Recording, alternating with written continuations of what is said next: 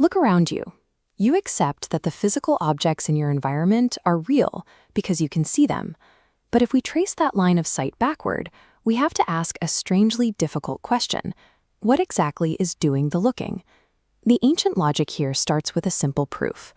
The objects you observe, a table, a tree, a screen, constantly shift in size, color, and shape, but the physical eye perceiving them remains a single constant observer.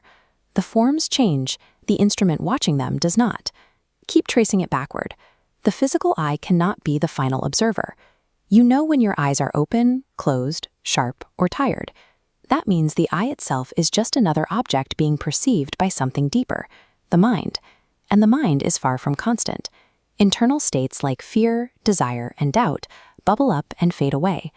Because you are aware of those changing states, there must be a final, unchanging perceiver sitting quietly behind the mind, watching it all happen. The text calls this the witness.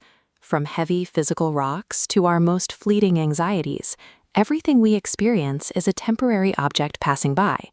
The witness, the pure consciousness doing the observing, remains as your true, permanent self. If our true nature is this pristine, detached witness, we should logically be beyond harm.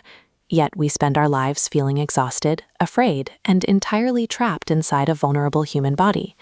Pure consciousness reflects off the mind, generating a false self, the ego. This ego binds to the body through three ties: the assumption I am this body, past actions known as karma, and a thick layer of ignorance regarding our true nature. Tied down by these false identifications, this subtle body acts as the hardware that generates our entire reality. It creates the rich environment of our waking state, the vivid illusions of our dream state, and the blank void of deep sleep. The friction, anxiety, and suffering we experience every day do not actually touch the witness.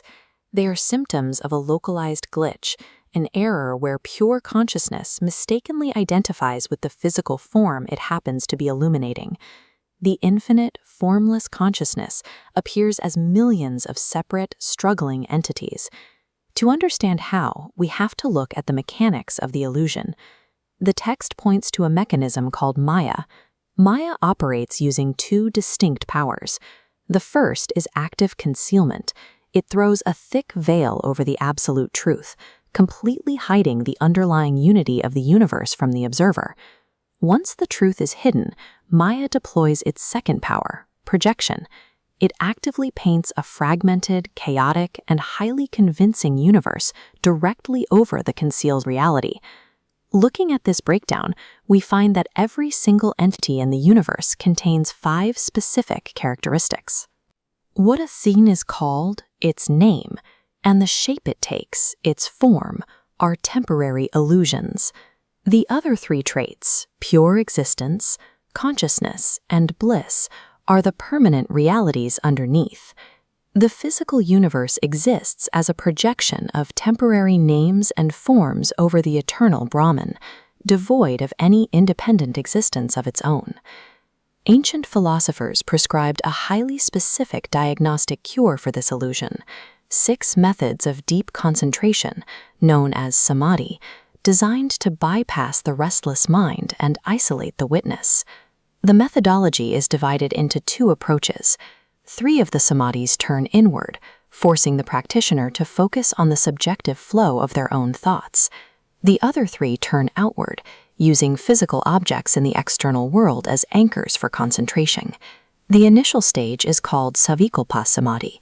Here, you lock your attention on a single isolated concept, like the idea of pure existence. While the focus is intense, you still retain the intellectual distinction between you as the knower and the concept as the known. The highest state is Nirvikalpa Samadhi. Here, all subjective and objective distinctions vanish completely.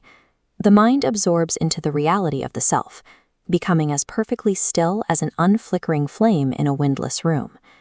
These techniques actively shatter the heart's fetters and dissolve the accumulated effects of karma, replacing the restless mind with a permanent perception of Brahman in every object you encounter. If Brahman is the only reality, we have to account for the individual soul that currently feels it needs liberation. As this model shows, ancient philosophers debated 3 theories of the individual soul, or Jiva. one argues consciousness is simply trapped within a physical boundary, but the text favors the reflected jiva, the concept that the empirical self navigating the waking world is a reflection bouncing off the intellect.